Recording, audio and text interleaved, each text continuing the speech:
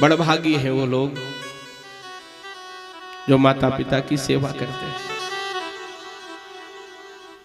हमारे यहाँ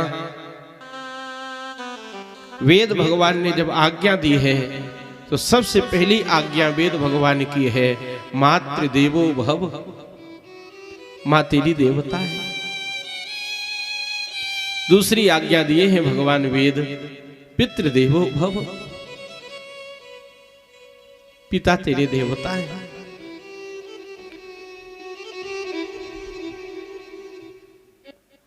भारतवर्ष में हमारे यहां माता को देवता और पिता को देवता माना जाता है। शिव पुराण का वह प्रसंग कितना ग्राह्य है, कितना उपयोगी है।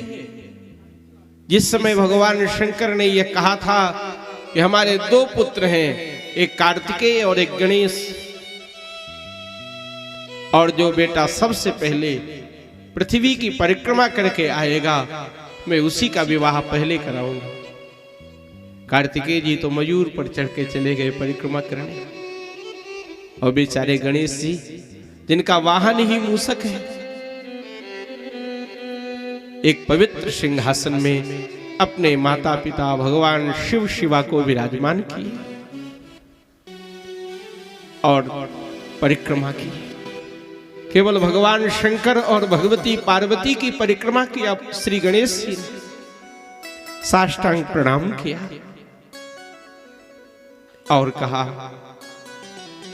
मैं पृथ्वी की परिक्रमा कर आया। शंकर जी ने कहा तो यहीं बैठा रहा। गणेश जी ने कहा शास्त्र कहते हैं माता पिता के चरणों में ही सारी पृथ्वी निवास करती है, सारे तीर्थ निवास करते हैं। क्या आपकी परिक्रमा कर लेने से भी पृथ्वी की परिक्रमा शेष रह गई? क्या माता पिता की पूजा कर लेने के बाद भी कोई तीर्थ स्नान शेष रह गया? क्या माता पिता को संतुष्ट कर लेने के बाद कोई देवता भी संतुष्ट करने के लिए शेष रह गया?